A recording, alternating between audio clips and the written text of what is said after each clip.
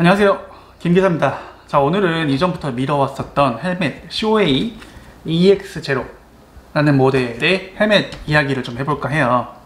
자, 일단 외형은 이렇습니다. 아무래도 한국에는 조금 이제 리뷰가 많이 적더라고요.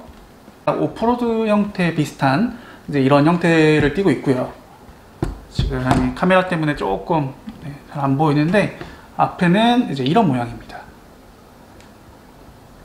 자, 사실 이제 이 모델을 살까, COA에서 신형으로 출시될 글램스타 헬멧을 살까 고민을 좀 많이 했는데, 일단 당장 할리에 쓸만한 헬멧이 없어서 일단 질러버렸습니다. 그러니까 이 헬멧을 산 가장 큰 첫 번째 이유는 제 두상에 오픈 페이스는 정말 답도 없는 모양이고, 그 다음에 그럼에도 불구하고 풀페이스 헬멧이기 때문에 그래서 이거를 구매했고, 그 다음에 마지막 세 번째는 내부에 이렇게 실드가 있기 때문에 그래서 이제 이 모델을 골랐습니다. 그러니까 심슨의 M50이라는 모델이 있어요. 근데 그런 스타일을 한번 꼭 써보고 싶었는데, 이제 M50 같은 경우에는 반드시 이제 선글라스라던가 고글을 착용을 해야 돼가지고 그런 부분에 있어서 좀 부담스러워가지고 EX0 헬멧을 골랐습니다. 이제 피팅을 했어요. 피팅을 이제 일본에서 피팅을 받게 되면 어떻게 하는 거냐면은 보일까요? 자, 이렇게 피팅을 했고, 뭐 길이라던가 언제 누가 했는지 이렇게 인증서를 줍니다. 나중에 이제 AS 받을 때는 이걸 가져가면 좋겠죠. 이제 간단하게 설명하자면은 뭐 머리에는 뭐 어떤 패드를 뭐 몇 장을 넣었고 이제 이런 거에 대한 설명이 들어 있어요. 저 같은 경우에는 일단 뒤통수, 앞통수가 없고요. 그 다음에 머리의 윗부분은 비어있는 편이고, 뒤에서 봤을 때 양쪽이 약간 튀어나온 그런 두상이에요. 그러니까 헬멧 쓰기 진짜 어려운 두상이거든요. 피팅을 받은 지 지금은 상당히 머리가 편하고요. 장시간 운전을 해도 머리 한쪽이 아프거나 하는 게 없어요. 옛날에는 제가 이게 뒤에서 보면은 이 두상이 이쪽에 튀어나와가지고 여기가 엄청 아팠었거든요. 막 저리고 막 그런 정도로 아팠는데 지금은 전혀 이제 그런 게 없습니다. 실제로 이제 착용을 하고 주행을 했던 이제 경험에 비춰가지고 한번 장단점을 말해볼까 해요. 근데 일단 장점으로 첫 번째는요, 헬멧이 상당히 가볍다는 거예요. 제조사 페이지를 보면은 L 사이즈 기준으로 1196g으로 상당히 가볍습니다. 그러니까 이전에 쓰던 Z7 모델도 상당히 경량화된 풀페이스인데 그것도 무게가 L 사이즈 기준으로 1405g이에요. 근데 그걸 감안하면은 COA EX0 모델이 상당히 가볍다고 볼 수 있겠습니다. 두 번째로는 시원하다는 겁니다. 그러니까 흔히 생각하는 외부 실드가 있는 게 아니기 때문에 상당히 시원하고, 이게 내부 실드를 내리더라도 공기가 잘 들어옵니다. 그래서 헬멧에 실드가 내려오는 이 높이는 조정이 가능하고요. 근데 전 처음에 그것도 모르고 높이를 가장 위로 올려놓은 상태에서 주행을 했었어요. 눈에 바람이 들어가고 모래가 들어가가지고 막 고글이 시급하다, 선글라스를 필요하다 라고 생각을 했었는데 알고 보니까 이렇게 조정이 되더라고요. 조정 같은 경우에는 여기에 레버가 있습니다. 레버. 이 레버를 밖으로 빼가지고 위로 올리면은 소리 들리시나요? 이렇게 올리면은 실드가 이만큼이 최대예요. 반대로 이거를 밖으로 빼서 가장 밑으로 내리면은 이 정도까지 내려갑니다. 거의 이쪽이랑 맞닿는 수준이에요. 그러니까 상당히 밑으로 내려와요. 그래서 이렇게 내린 상태에서는 일반적인 풀페이스만큼은 아니지만 그 실드의 역할을 어느 정도는 해주는 것 같아요. 바람을 막고 뭐 이물질을 막아주는 정도는 충분히 하고 있는 것 같습니다. 세 번째는요, 하이브리드한 디자인입니다. 그러니까 뭐랄까, 풀페이스와 오픈페이스의 중간형 디자인이고, 클래식하면서도 오프로드 감성이 들어간 풀페이스라고 보시면 될 것 같아요. 이 뭔 개소리야! 상당히 하이브리드한데 제가 타는 이제 할리 스포스터 모델에도 잘 어울리는 헬멧이라고 생각을 하고, 실제로 일본에서는 엄청나게 인기가 많았어요. 그래서 작년 이게 2018년에 출시를 했는데 그때는 거의 사지 못했고요, 사람들이. 저처럼 이제 오픈 페이스를 쓰고 싶은데 풀페이스의 안전성을 이제 포기 못 하시는 분들한테 추천을 드릴 수 있을 것 같아요. 네 번째는 말하기가 상당히 편해요. 그러니까 저처럼 뭐 자주 영상을 찍는 건 아니지만 가끔씩 영상을 찍는다든가 아니면은 일행들하고 인터콤을 이용해서 대화를 하시는 분들한테 되게 좋을 것 같다는 생각을 해요. 그러니까 보시면은 이렇게 턱 부분이 상당히 튀어나와 있어요. 이렇게 보이시나요? 실드라고 가정하면은 이만큼이 튀어나온 거죠. 이만큼의 부분이.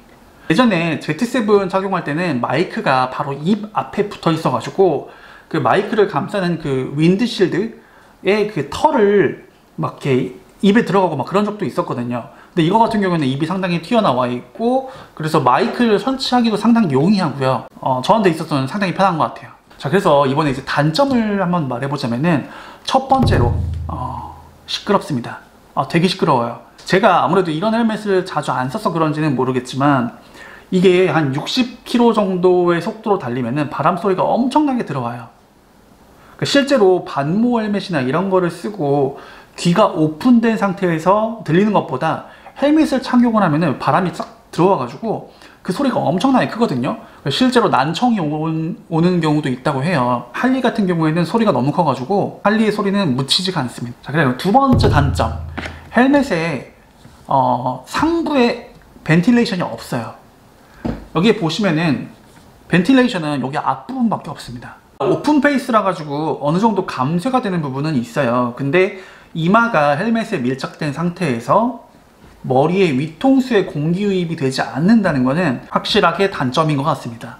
그래도 일단 얼굴이 노출이 되어 있다 보니까 그럭저럭 이해는 할 수 있는 수준이에요. 그다음에 세 번째는요, 실드 가격이 비싸다는 거예요.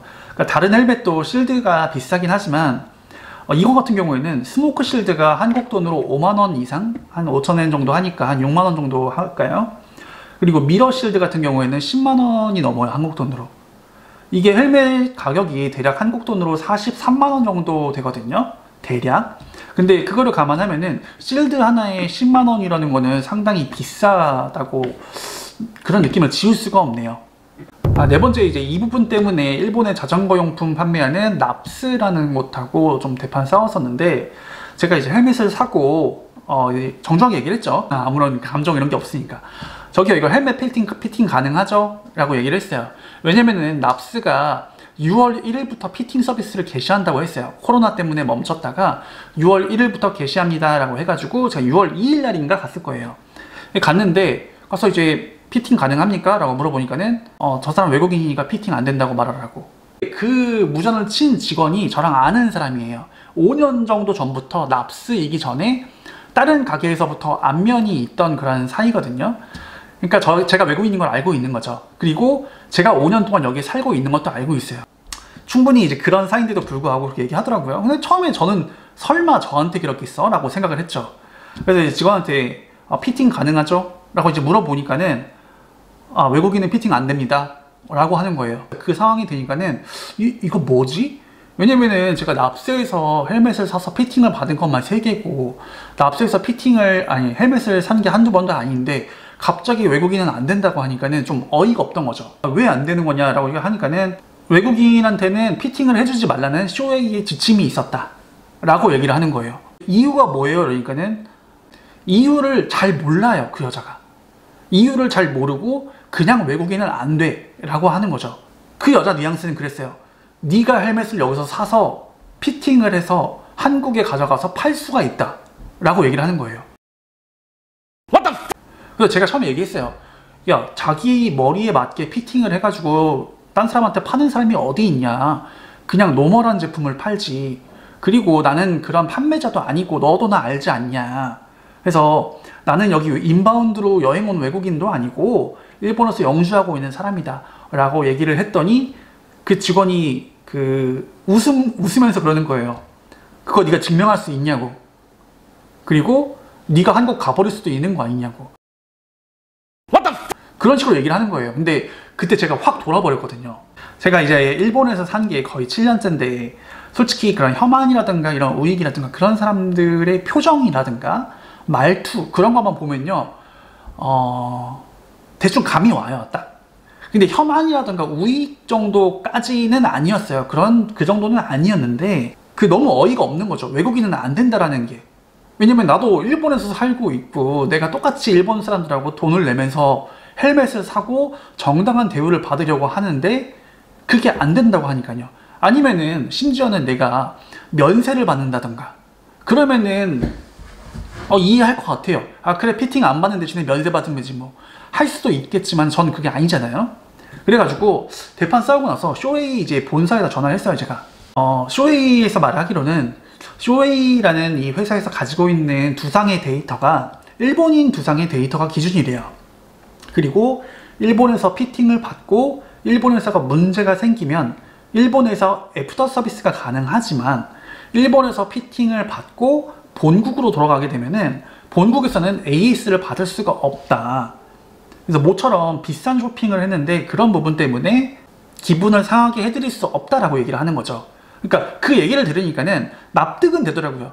좀 물론 서운한 감은 있었어요. 그런데 그 정도의 설명이 들어간다면은 이해는 할 수 있어요. 아 그런 이유구나. 상당히 정중하게 얘기하더라고요.